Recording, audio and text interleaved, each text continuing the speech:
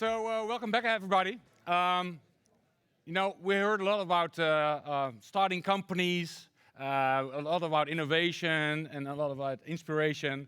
The startups are just starting, but are also already established companies. And next, we're going to hear from LEGO and PepsiCo, well-established companies, but then they have to keep on innovating. So that's what we're going to address. And I'm very happy that a colleague of mine, Professor Carlos Cordon, he's IMD professor in Lausanne.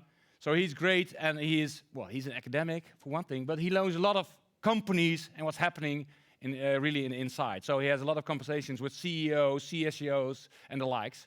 So he knows how to address them and to get some meaningful insights from them. So without further ado, I want to introduce you, Carlos. So up to you, Carlos. Thank you very much. Introduce the other two. So good morning to everybody. So as Martin said, some of you might have seen me in the past, and basically I'm going to be the anchor, and it's a great pleasure and a great honor to introduce our guests. And I'm going also to have a conversation with them, asking them the questions that, and this is the good thing about being a professor, that probably nobody is going to dare to answer them. I'm not the customer, I'm not their supplier, I'm just a colleague, and they respect me because I'm a professor. That's the good thing. So the first one is Carsten Rasmussen. He is the Chief Supply Chain Officer of LEGO. LEGO is a great company, a lot of innovation going on. And one of the things that he's going to do is he's going to talk about precisely that great company, that great innovation company. How do they manage precisely? Which ones are the challenges? And what are the areas that they are focusing on? I'm going to pass to him.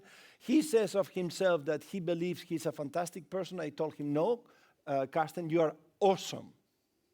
For those of you who saw the first movie of LEGO, you remember, we are awesome. That's who he is. So thank you very much, Carsten, for being with us.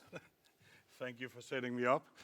It's great to be here, and thank you for inviting and spending the time. I am going to talk 10 minutes, so we could probably spend a lot of time giving you some inspiration ideas about how we are tackling our phenomenal growth through supply chain resilience and innovation. I have the pleasure of being with the LEGO Group for 23 years, and every day feels like a new day because we keep innovating and developing who we are. I have been in the role for 7 years. When I got the job, I thought this is going to be easy. The company has been 85 years, set up pretty good. Yeah, then a few things happen in the world, and it's definitely changed. So before I go into where our focus is and our future, actually, this is very important for me and for my 28,000 colleagues every single day, because whatever we do, we have to remember why we're here. Not what we want to achieve, but why are we here and why are we here in the next decades. It is to inspire and develop the builders of tomorrow. That's our job. The kids is our role models. That's how we look at it every single day. So we have a lot of fun. We have a lot of play. We talk a lot about children. Now we talk a little bit more about adults because it seems like audience like you is also start to play a little bit more with the LEGO products. But I think this is very important. Also, when we talk about choices and what should we do, that we constantly is reminded about why we're here. So what does that mean for operations? I alluded to it a little bit in the beginning. It's been a crazy 7 years for me in this chair. It's been a lot of fun. It's a lot of fun in the future. Supply chain is in the center in the companies now. That's a lot of fun. You get a lot of attention, but you're also invited to the table. So we need to take that opportunity. But just look at our journey. And I think our journey has been for many years being, first and foremost, let's be reliable, okay? Deliver what we promise, make sure we deliver what we have told our customers and consumers. We also need to have flexibility. Demand is difficult. You heard that also in some of the pitches. We could talk about that forever. Do I ever believe we'll be good at forecasting? No. But we have to have flexibility to meet that demand. And then you need to be exceptionally responsive because we are demanding. You are demanding. None of us know what we want in 3 weeks. So that was hard enough just to fulfill these things. Then in 2020, 21, a lot of other things happened. And one thing I learned as a CEO is a boardroom is, don't say this to anybody, is not that strategic when things occur. So we had COVID. Everybody asked, what are you going to do? We need a super resilient supply chain that can cope with this. Well, it happens every 100 years or more. So are we going to just build a lot of resilience in isolations and then 2 years later we're going to talk about costs? Probably not. But there's no doubt resilience is a theme that's here to stay. But how are we going to do that in a super smart way, I think is the trick. We need to keep innovating. There's absolutely no doubt that the world is not static. You heard about this morning for us as well. It's both to be able to inspire and develop the children of tomorrow, but it's also our business. If we don't do this, I will become the Kodak, and I don't want to be. But where we're going to innovate is exactly the trick for us as well. And then a big, massive theme that is very important for us because the children is our role models. So we want to make sure there is a planet that's a good place to be in the next many, many 100 years. So sustainability is big. If you look at all this, this is a fantastic, fun journey, but it's also complex. So our newer focus areas that we are really looking into now is these 4. But I think one thing that's very, very important for us, but I will also give that as an advice, and you can throw it out if you don't like it. Think about the customer first, always, in all decisions you make. Everything we do, there needs to be an audience. For us, it's both the children, but it's also the customers of the Walmart, the Tesco's of the world. If we are not relevant, it doesn't matter what we do in here. So think about the customer first. So a few blocks, capacity, yeah, we are growing. We have had a fantastic trajectory the last 4 or 5 years. So we want to be investing ahead of demand, but you will also see us enhancing our network. It has to become more resilient, but not only resilient, it also then have to serve flexibility, reliability, etc. Optimize for one, I found out is very, very dangerous to do. Because when that's not the theme of tomorrow, then you sit with a cost. Never introduce your cost-cutting opportunity for tomorrow. Please promise me not to do that. So when we do something, have different things in mind and make sure it can cope with many different things. Sustainability is massively important for us, how we make the planet a good place to be and a safe place to be for the next many generations. This is very costly, these 3 things. So the whole world about productivity, efficiency, we feel we can do that through automation and digitalization, and that is a must. Just enhancing your network of capacity is very, very expensive. So we have to look at this as well. So let me open them up a little bit. Time is running. Capacity. We have a very simple capacity structure actually in the LEGO Group. Today we have 5 factories, 3 DCs. I love it. It's simple, easy notes. They all serve each region, so we don't have long lead times. But based on the learnings, and of course in investing ahead of demand, we are expanding the nodes in Asia with a new factory footprint in Vietnam. We are enhancing, building a factory footprint in US, and then we are, to complement that, adding a distribution network as well. This is to serve several things. It will become even more resilient compared to where we are today. It will increase our flexibility, reduce our lead time to our customers, and it will help on the sustainability journey with much less CO2 emissions. So again, here you can see it's not serving one, but several. If you just take the network, I talked to it, it's very, very important for us that we are customer in mind, reducing the lead times, but we also need to increase the productivity. The worst thing you could do is add DCs. Inventory is waste. When you add more DCs into a network, you are, by logic, generating more inventory. Shit. You don't like that. Inventory is evil. Carlos has told me that for many years. So how can we set up productivity with digital tools by optimizing this deployment of the inventory. Sustainability, as I talked to, and not kidding, not lying, our product is based on plastic. Luckily, this plastic goes through generations, so it's not single-use of plastic. That's very good. So just from that point of view, it's very, very circular. But of course, we need to relate to how plastic is made. So we have very, very clear ambitions to 2032 that the carbon emissions in our materials has to be reduced by 75%. Just this year will be 25%. The plastic itself has to be circular, meaning either when we design the product, it has to be able to be recycled, but also the material we're getting in, how can that be rely less on fossil fuel?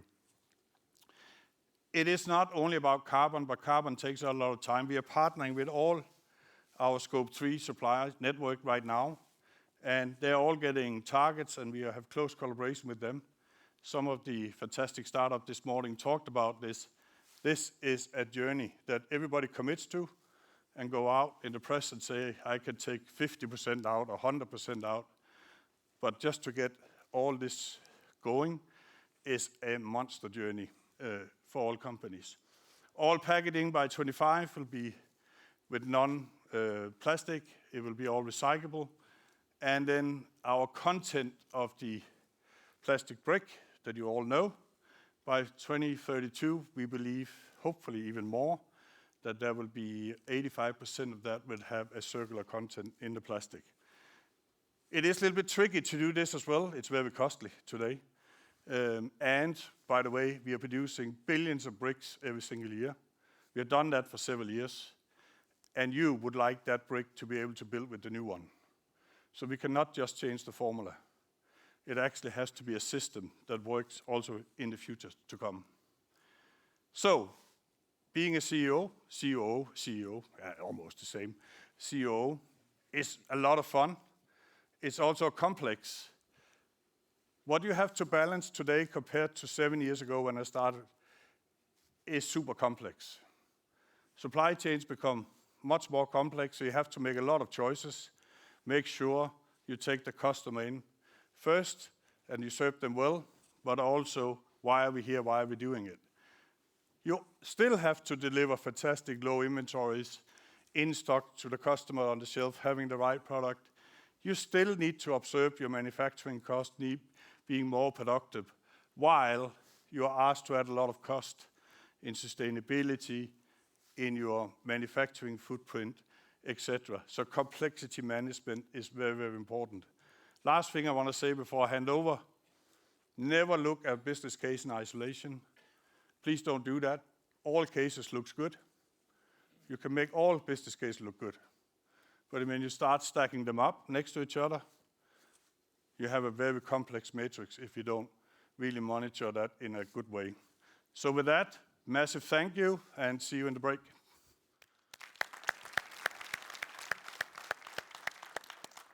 Thank you very much, Carsten. Now I would like to introduce David Schwartz. David actually works for PepsiCo, and we were having a little bit of a debate here. I disclosed to him that I'm in the digital advisory board of a company called Coca-Cola Euro-Pacific Partners. So we are, in that sense, I'm on the advisory board. He's giving me a Pepsi. Don't take a picture because this is going to be embarrassing for me. But very interesting. David actually is looking for innovation. He's heading the innovation labs in PepsiCo and trying to look for innovation everywhere in the world. He is basically going with his people and trying to understand where he can bring innovation to PepsiCo. So I think that in that sense, thank you very much for coming with us. And he's also going to present a little bit about PepsiCo and your approach to innovation. Thank you. Thank you. There's a video. If we could do the video first. In a world of rapidly changing technology, collaborating with innovative, forward-thinking startups will play a critical role in future-proofing PepsiCo's business, helping us be faster, stronger, and better. To be a good collaborator, it required embracing agility and creative thinking to push the boundaries of how we do business. The solution? PepsiCo Labs. Our goal: to pilot and scale the best startup solutions that will help drive PepsiCo's business. To do so, we collaborate with leaders across PepsiCo, incorporating an inclusive approach as we zero in on critical business challenges and opportunities. We then cast a wide net across our external network of VCs and startups to ensure we are identifying promising solutions worth testing. Continuing our collaboration with the PepsiCo business owners, we rapidly pilot these technologies, making sure that our internal teams are getting exactly the right solution for their need. Then, we take the successful ones to worldwide scale with speed and efficiency. So far, we have launched over 100 pilots globally, with solutions being scaled across all sectors in PepsiCo, including supply chain, marketing, manufacturing, DX, and insights, proving that we aren't just dipping our toes into new technology, we are investing in capabilities and high-tech infrastructure that will power future transformations. Join us and be a part of that transformation, and together, we will define PepsiCo's future.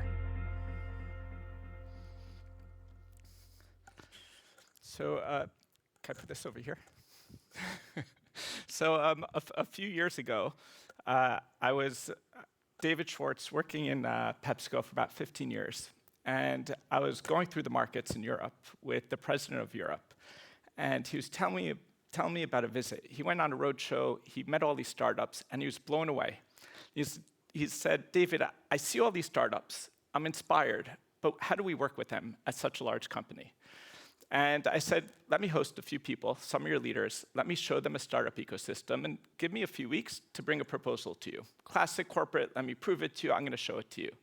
And hosted a few leaders, brought them out to a few ecosystems, and then we presented out to Ramon, president of Europe. I have this opportunity. Startups are changing the world. You have to, we heard great presentations today, we have to work with them. And Ramon looked at me after 55 minutes, and he said, David, inspiring, love your presentation. We're at billions of dollars of sales, 70 billion at the time. And he said, I just don't see it. How is a little startup, a small company, going to impact such a large business? And I guess what we said this morning, you have to go for it. You have to have that loser mindset. And I figured, I'm the loser, I lost here, but let me try one more thing. I said, Ramon, 2 weeks ago, the global CEO of our biggest competitor was out here in the same market. And he brought the incoming CEO, and together they went on a roadshow meeting startups. They did a $10 million investment in a startup, and now they've started a program where they fly tens of startups to meet 200 executives in their corporate office every year. So we have a choice. Do we want to be 5, 10 years behind them, because it seems like we've been doing that for a while, or do we want to catch up and get ahead? And the room went silent. So it was all Europeans, I'm the American, and they all looked at me, they're like, really, did you just say that? And I'm like, why not? And then after a minute of silence, Ramon turns to me and he said, you know what? You have a deal. 1 year, you have a white paper, prove to me the value of startups. But I have 3 rules for you. Rule number 1, and this is an anchor for everything we do. Rule number 1, solve our problems. I don't want to see technologies, they're cool, they go here, look what they could do, it's AI, it's this. Solve our needs. Number 2, you have 1 KPI, and only one thing I will measure you about, which is how many of these solutions land in our company. And number 3, if you tell corporate we're doing this, I shut you down that day. And I'm like, wait, I'm like, so you want me to land solutions inside our company, but not tell our company that we're doing that? And he said, yes, that's what I want you to do. So I said, fine, we have all these products, we're a huge company, and you want me to find solutions and land them in our company. And he said, yeah, I'll see you in a year, right here, and I want to see what you've done. So for a year, I worked day and night. I was proving the value of startups. I was getting them to land in our company. And then Thursday, before he came out to visit me, he sent me a 1-line email. Can you imagine, like, your last thing you want to see? David, change of plans, can't make it. We'll talk next week. And my face just went down. I went home to my wife. I'm like, I love you, but I'll find another job. Like, it was so clear. It was just like the tone of the message. And she's like, the classic speech, don't worry. And then I canceled all the meetings. That Monday, on the way to work, I had no meetings, so it was like 2 in the afternoon. I'm like, I could get used to retired life. I hear on the radio, PepsiCo has a new CEO. That person, Ramon, became the CEO of PepsiCo. Dream come true, right? So I called him up, and I'm like, Ramon, I am so happy for you. I am so proud, but you're corporate. I can't talk to you anymore. He cracked up. He's like, no, no, I'll be back in 6 months. 6 months later, he came out. We spent a couple of days, met startups. He was blown away, and he said, I want you to lead this globally. Venturing and innovation, find technologies, and get them in our business. And so this is our journey. And what I really want to talk about is the big challenge we have working with many of the startups. So classic, go be inspiring, go work with startups, and then what do? We become corporate-y and have a whole mission and vision statement, which I think is inspiring, but it doesn't necessarily mean, okay, now it's easy to work with PepsiCo. So one of the first people I hired, really talented woman, comes to join the team. She has a corporate M&A experience. She has worked at one of the largest venture capital firms. And after a month working at PepsiCo, she had a look of shock. And I'm like, let's go for lunch. What's going on? And her point was, she said, PepsiCo, but I'm not going to highlight our company. Many of the large companies, there's the Death Valley. She said, I thought life was so easy. You go out, you find a startup, you introduce them to a large company, and then suddenly, voila, there they go, off to the races. And what I realized is, I show good technology, people don't care about that problem. You have people who spent their whole career being risk averse, they're not ready to embrace the solutions. You're not speaking to the right person in the company. You find the right person, they're like, well, it's not on my KPIs for the year, so I don't know what this is. Why should I focus on it? Anything that could go wrong in this Death Valley of corporate. And we sat and said, you know what, we're gonna change it, and we're gonna turn this upside down. And this is what we live by, these 5 spaces. This is a process, and we say, you know what, instead of going and just hearing every fascinating startup, being blown away, we're gonna start with the need. It's what Ramon said, and it's worked time and again. What is the problem? And we will spend 2 months finding that problem. What I faced my first few months in this role was I listened to the business, they told me the problems. I went to one of the largest venture capital firms. Many of you know the name, but I'll protect them for the story. And I showed him what our problems are, and he said, Dave, I'm sorry for the language, I'm quoting him, but he's like, I've never seen such bullshit in my life. I'm like, what do you mean? These are our problems. He's like, these are your aspirations. These are not your problems. So what we do now is we will not even reach out until we can define our problems for you. Once we know the problems, then we could go reach out, find the best startups around the world, test them, and again, instead of breaking the rules as we started, we redefined the rules. How do we work with startups? Simple experimentation. It was rule number 2 this morning. That is what we live by. Understand the problem, do a simple experiment, negotiate so you could win, and then let's scale it up and make it big. And the result is what I get excited about. This is now, you saw in a video from just a year ago, 100 pilots, now we're at 200 pilots. Moore's Law, we're doubling the number of pilots. We're not aspiring to get much larger in terms of pilots, but we want to be very focused, our biggest problems. And therefore, we've done hundreds of pilots, and many of those solutions are scaling now around the world. And there's no better feeling than meeting a startup when they're, what did we say, they're a caterpillar, and then working with them and helping them become butterflies. So I'll share a few examples just to bring some inspiration. Here are examples of startups that we're working with. One is, and I want to do marketing. Let's go outside the comfort zone for 30 seconds. But if we talk about resilience, this is a challenge we face. Today, it's no longer how many of us grew up with television. You have a commercial, you have an ad in the newspaper, and then you could see, oh, here's LEGO, here's PepsiCo. Here, what we found is because of social media and what we all know with our teenagers and ourselves included, instead of getting ad time, we can now insert our product digitally post-production. Means after the production of a video, a movie, a TV show, we can insert the product in the right place at the right time. This is resilience in our eyes of taking a challenge today and finding a technology to unlock so we can be successful tomorrow. Another example, just 3 or 4 more fun ones. Manufacturing. If we go seed to shelf, when we're manufacturing our product, instead of being reactive to problems in our factories, why not predict the problems before they happen? Working with augury, understanding patterns, seeing based on sound, noise, temperature, and seeing what problems will happen before they happen, we've had no major breakdowns of our factories since installing these solutions across North America. This is how we see taking machine learning, AI, not just because of the buzzword, but solving the exact problems we have. Similar is a company for last mile orchestration. Now as the consumer is becoming more sophisticated, COVID has changed, people want their product everywhere from direct to consumer to the retail store where we traditionally go. This is orchestration so we could get the right place, put in the middle of our direct store delivery, DSD, and the consumer, getting the right mode of transportation to deliver the right product at the right place at the right time. This, again, is resilience to an ever-changing market. Similarly, with inflation, with the cost of labor, it's how do we tap into the economy of gig labor? Some stats we've seen, and this is external sources, say up to 20 to 30% of people in the United States now have a supplementary job to make ends meet. Here we could tap into that. We have peaks in seasonality as well. There's July 4th weekend, Thanksgiving weekend. These spikes, very difficult to staff. Now we could tap into this labor, and we could combine that with our current labor force to have more efficient and resilient supply chain. So again, it's taking the problem, finding the solution that solves that problem. And the last is getting to the store. So now we've gone from the factory, we get the product, but even in the store, we need resilience. Messages change. What we're doing here is tapping into AI. How do we get our people to give the right message in the store, the right display, our marketers to communicate the right message?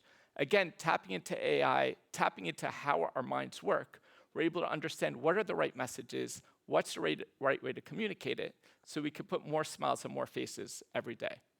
So if I would summarize what we do, our goal is to work with you, the ecosystem. Understand, we want to share our needs and our problems, but we want to share the network with you. We're not here just to be the first to market, the only one in the market. We want to help the startups go from the caterpillar to the butterfly, and therefore we want to expand our networks together. Second, we want to understand your problems. We have a website now. We take in every startup that applies or even looks. We look at them. The one thing we ask, we do it in batches, manufacturing, fleet, so that we could have the right person look at your problem. We could have the right person sponsor you if this is the right solution, and then we could work together to help you blossom into success. And the last is with the large companies, with the venture capital firms, co-invest. If we could be strategic, we're not a big fund, we're not trying to be a corporate venture capital, but we're looking sometimes to invest for strategic opportunities to help a company accelerate the roadmap, to help geographic expansion. So it's really about how do we facilitate success to solve our need, but help the startup ecosystem succeed to make us faster, stronger, and better, putting more smiles on more faces every day. Thank you.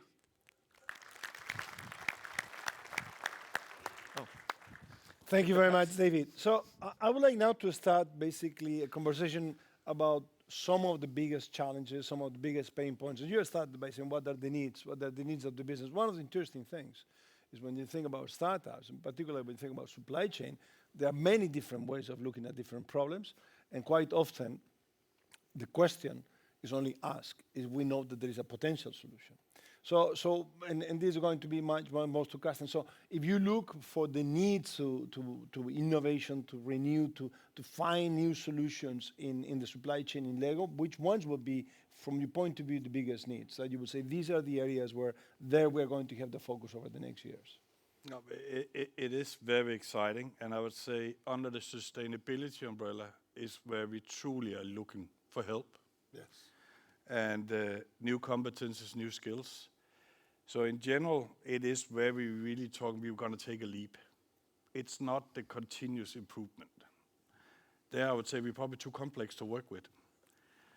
Because there's a big system, it's 90 years, and it's brick and quality. But within materials, sustainability, we see a big need, and we are looking for it. So that's a big area for us. And in that case, if you have somebody on a startup and so on, and I realize that LEGO is, as most big companies, a big corporate, and it's interesting David is trying to make it easier for startups to approach a big company like PepsiCo. What would be the recommendation from your point of view of somebody who has a startup? I'm working on sustainability, I'm working on that. I'm going to talk to Carsten, and I could imagine that your agenda is totally full, and you're going to say, no, it's going to be a waste of both times. How to approach that? Who should be the one looking for? So, I'm not going to disappoint you all, but I'm going to be a little bit open and honest as well, and also self-reflective. Yes. Because it is not easy to work with big companies like PepsiCo and the LEGO Group, because it's a big organization, there's many things going on, we have millions of requirements, we have checklists, we have contracts, and then you're looking at a startup where there is, of course, few people.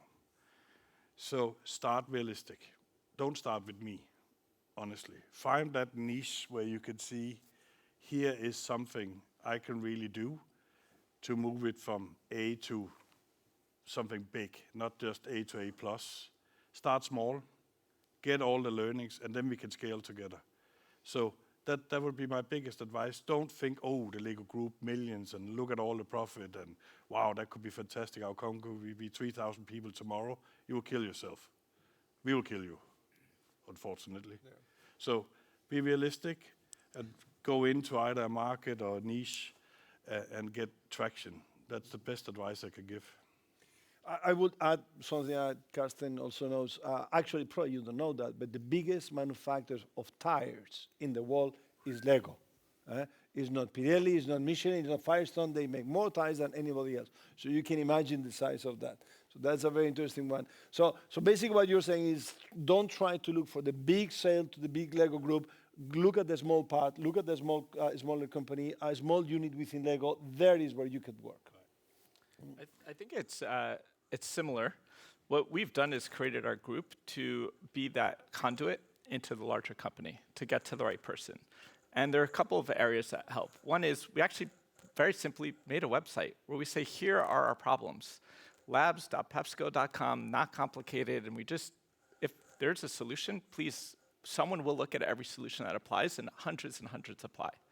The second is we do it now as a batch. So instead of saying, oh, here's a cool idea, and we suddenly have ADD looking in every direction, when we have a topic, manufacturing, right now we're looking for manufacturing solutions, energy, digital twins, etc. Please apply and please connect with us, reach out, and we review every one. Do we speak to everyone? We can't speak to 1,000, but we research every single one. We meet about 50. We fly out to meet in person with about 15, and we test about 10. So that's where it's, please reach out. The biggest shame would be not picking up the phone or sending an email and trying. I literally have startups reaching out to my mother. I get once a week, I get some startup that says, hey, could you help David, just have him respond? So we really are creating that process, and that's really helped. If I would ask you the same question as Carsten, which ones are the areas where you would see highest needs? And in the case of Carsten, he was saying sustainability is the area where we see a lot of needs, where we actually are going to be looking at. What would be in the case of PepsiCo, the 2-3 areas you would say there, and it was interesting, you show a very interesting example of social media, but we are in a supply chain conference, so we are not going to use social media. I refrain. We might not focus so much on social media. Let's go ahead. So, as many of you might know, in North America, we have one of the largest private fleets of trucks in the continent, if not the world. And therefore, direct store delivery and fleet is very important. But there are 3 parts. There's fleet, there's warehouse, and there's manufacturing. Sustainability, very similarly, is a consistent theme. Energy consumption. How can we be more efficient in how we use energy, from the factory through to the vehicles? So that's one major area. When it comes to warehouse, it's automation, hyper-automation. Right now, it's how do we become more efficient, that we could help enable our people to be more efficient in the warehouses, in the factories, and do those roles where there's more of the value-added roles. If you look, there's another part, which is, and this is a question also to both of you, entrepreneurs are not the typical corporate profile. In that sense, I always remember the startups that they said for the first time we put suits, and sometimes even they put a tie. It was not anymore the case. But typically they have tattoos, they have different hairstyle and so on. Is that something that you would expect or not? And let me clarify one thing. Some of you are old enough to remember that around 10, 15 years ago, when the chief digital officer figure started, it was always obvious. You are in a C-suite, everybody is wearing normal clothes, and then there is somebody with 2 tattoos and 3 earrings. That's the chief digital officer. We don't see that anymore, but that was a little bit the idea. It should be somebody different. So what would be the kind of style and way of working with corporates that you would say, watch for these? Because if not, immediately you're going to switch off people in corporate. Do you want to go first? I can. I don't think how we appear matters anymore. So Okay, that's the beauty. Yes. I would say, so now all these LinkedIn contacts and all this is great, but I don't read them. Yes. I think spend time in understanding the company you're seeking out to. why are they here? What is their legacy? What is the potential problems that you can find in all the social media, and relate to that and put it into a context that I can understand? Then I think we are much more receptive of going into that dialogue. But the general speech about I can solve your world, no, make it specific. Try to put yourself in my shoes and with what we have presented and say, what problems do I have to solve and how can I truly help you? I think, so do I, underinvested that element in actually understanding who we are meeting and why are we here. If you allow me, I would use one example that I was mentioning before to Carsten in LEGO, and now his history, so it's easy to comment. Many of you might remember that many years ago, LEGO was not successful with girls. And I remember they launched a product called LEGO Friends. And I say that I have 3 daughters. My 2 eldest daughters didn't play with those games. My smaller daughter played a lot with LEGO Friends. And I asked the VP of marketing of LEGO, what was different this time? And she said, literally, we have spent 5 years trying to understand how girls play. And we found the 2 critical differences, and men will not understand it. Women will understand it. There are 2 critical differences in Friends versus the previous one. One is you have the name of the player. You have Linda, you have Cynthia. For a girl playing is much more important. For a boy playing is the good guy and the bad guy. Good guy kills the bad guy, that's it. And the second thing is the details of the shoes and so on. That made the difference to LEGO not being able to fulfill demand for 4 years, which means before a startup, before going to meet a company, spend your time understanding the company. Entrepreneurs are so, I'm sorry to say that, usually so much a believer of their own solution that this is a solution to the world's problems that they don't spend enough time quite often to understand who's the person I'm talking to, what is the company, what are their challenges, how do I relate to that, and how do I respect their language? Go ahead. Can I just add more, and I could sound like I don't want to work with startups, and I actually do, and I even sit in boards of a few companies.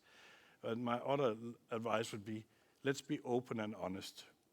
Because you're coming into our offices and, this could be great, and look at the business. Don't pretend that you have the answers to all the world's problems. Let's be realistic about what can you contribute with, where is we need to work together, because often that's where it clashes, where you are sold, here's the world's solution to world problem, and it's never the case. So that open, realistic about where is it the niche is and where is it you need help, also from us and others, then I think it starts in a much better way. It's a great point. It's actually very valid. One of the things we do is we actually focus on later stage startups. It's the Series B or beyond. Could be late Series A, but you have a product. It's proven. You've seen it work in a couple of places. That's where we could really help you thrive from caterpillar to butterfly. But if there are 2 things I would take away is when you do present to large companies, 2 things. What makes you relevant to our needs? And what differentiates you from all the other solutions from startup to grown up? Yeah? And then if that's clear, then we're excited to go to the next phase.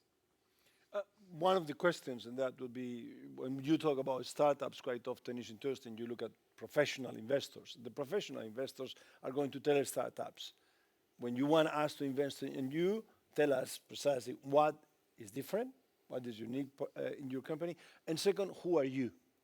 They are very much logically looking at somebody who has already failed 3 times and can succeed. That's US. In Europe, if you have failed, it's a bad thing. But basically that. Now, do you look at the person, at the people behind the startup, and what do you look at in those people? You know, to say, I trust them or not, I will work with them or not. What would be your answer, David? So there are a couple of parts. What we don't look for and then what we do look for. What we don't look for is what so many startups start the presentation. Andreessen Horowitz, Kleiner Perkins are behind us.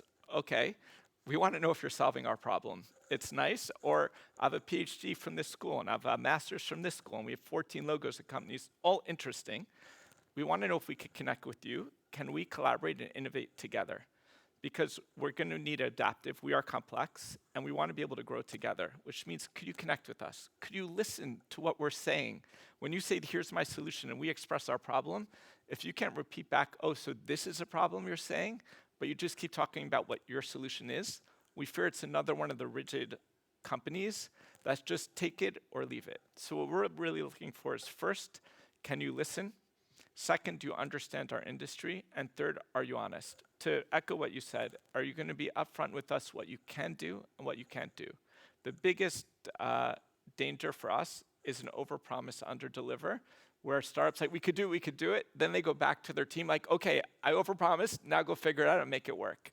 That to us is a very dangerous on many levels, both of integrity, but confidence that when you're touching a company where over 1 billion people consume our product every day, we can't take a risk that you might or might not succeed in helping us achieve our goals. Thank you. Carsten, anything to add on that? Super well said, fully agree. I would also say before you decide what route you want to go, what companies and how big and small, let's be realistic. When you work with bigger corporations, things take time. It does. There's approval processes, there's process internal, there are budgets, and there's millions of stakeholders. It's not as fast as startups. Sorry, but that's reality. So make it clear to you, are you okay with that? Because otherwise, I think you will fail as well. But I think, David, what you said is spot on. That's the most important. Mm-hmm. We live a similar life.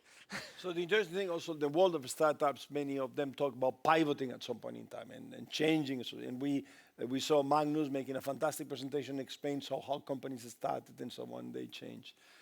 Is that something that you see as an advantage, or is that something that you say, well, we wanted to solve this problem, now it turns out you're going to solve a different problem? Is that something that you look forward, or is that something that actually creates confusion? Yes and no. Go ahead. See, I might be in a different company. I don't want to become the Kodak of tomorrow. Yes. That's for sure. So we constantly need to innovate around our core. But we are not going to change our core. And I think that's the trick. How can we constantly innovate around the core of who we are, what we stand for, what we believe is right, and what consumers and shoppers want, like the girls' example. Yeah. We have to relate to that, and we need to innovate constantly. Supply chain needs to innovate like never seen before, with all the challenges we have, and it's super costly and. But it's around the core. So I guess it's a yes, no, but it's not changing, for us, it's not changing completely. Agree. We're a consumer-centric company. It's all about the consumer. But the consumer today and the consumer of tomorrow, there's a change where there's more fragmentation in different products, but it's still a beverage. And it's still, the occasions are the same occasions, but different beverages fill those occasions. However, we are also similarly trying to really push the boundaries of our supply chain to meet the ever-changing demands.